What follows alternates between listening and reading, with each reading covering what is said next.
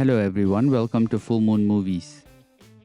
Released in 2000 and directed by Steve Carr, Next Friday picks up where the original left off but takes us to a very different scene, literally and tonally.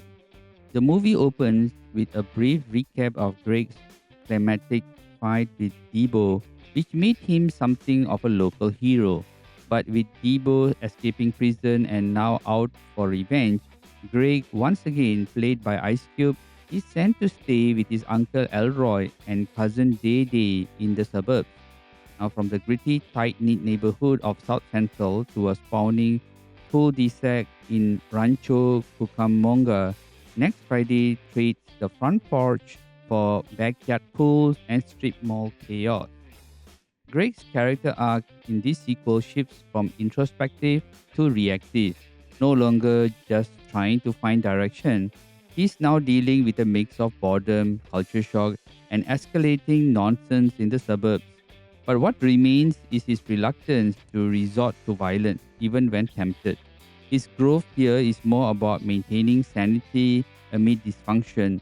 The key new addition is Day Day, played by Mike Epps in his breakout comedic role.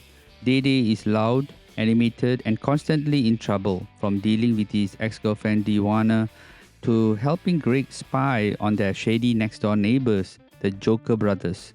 The chemistry between Greg and Day Day echoes the dynamic from the original film but brings a faster, more slapstick energy. Several key scenes stands out especially for fans of physical comedy and absurdity.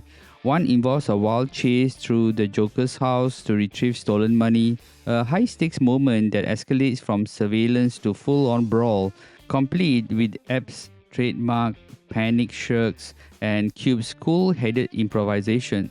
Another involves Uncle Elroy's antics with his lottery money, showing off his jacuzzi, weed habits, and brand new house, all while still feeling like he's just one step from losing it all. While Friday felt grounded, Next Friday leans into cartoonish setups, and that's both its charm and its critique. Visually, the shift of the suburbs brings brighter cinematography, wider shots, and glossier tone. Director Steve Carr, whose later work included Dr. Dolittle 2 and Daddy Day Care, brings a cleaner, more family comedy feel to the direction, even if the themes remain adult. The production design gives us palm tree lined streets and pastel colored houses, a stark contrast to the first film, cracked sidewalks and faded paint. It's not as raw, but it sets the stage for a different kind of chaos. The music too is updated for the new era, blended with West Coast hip hop with a more commercial R&B sound, matching the turn of the millennium vibe. One critique often mentioned is that Next Friday loses some of its depth and grounded realism that made the first film resonate. The pacing is more erratic, the gags more exaggerated, and the emotional beats fewer and far between. Some viewers felt the character of Day Day was too over the top compared to Smokey's more balanced presence in Friday.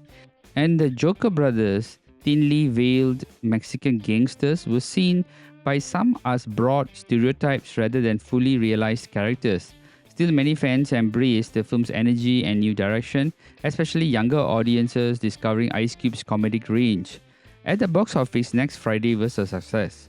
Made for a modest budget of around 11 million, it went on to gross over 59 million worldwide. While not a critical darling, it proved that the franchise had staying power. The decision to continue without Chris Tucker was risky, but Mike Epps proved himself a worthy comedic partner, and his chemistry with Cube became highlight of the sequel and future installments. So why does Next Friday still draws laughs today? Because it's a snapshot of black suburban life rarely seen in the early 2000 comedies. It's messy, exaggerated, but strangely comforting, showing that even with a new setting, Greg's world is still full of colorful people, ridiculous moments, and real decisions.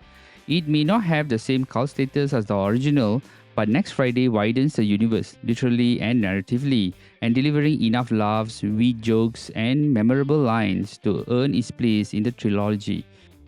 Now, this movie is not just another Friday. It's a reminder that no matter where you go, the absurdities of life follow. Whether you're on the porch or at the pool, Trouble has a way of finding Greg, and fans wouldn't have it any other way. Now, this movie is a must watch.